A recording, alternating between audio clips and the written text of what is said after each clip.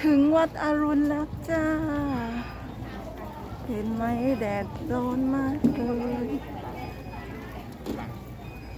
สิประมาณนี้แล้วเนาะพี่น้อง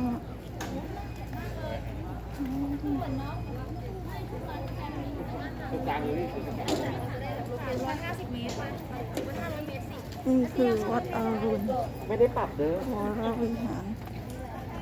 ไปทางไหนไปทางนี้ไปไหว้พระก่อน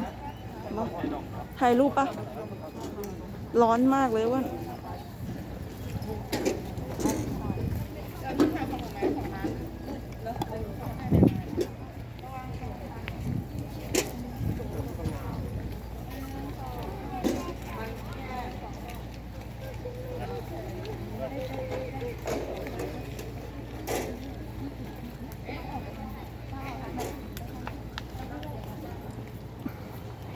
ไปเดินก่อน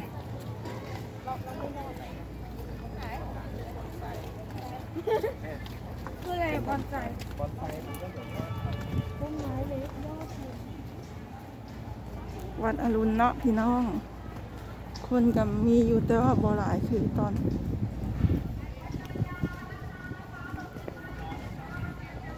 อ้วนตอนเราจะนั่งเรือข้ามไปนนท์นะทำไงเรานั่งเรือตรงนี้ฝั่งนี้ได้เลยใช่ไหมหรือว่าต้องไปนั่งฝั่งโน้น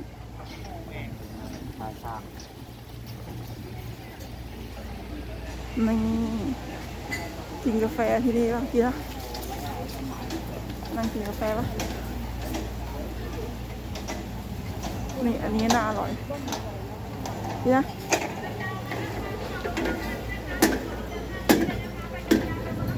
ไปกินไอติมเหรอ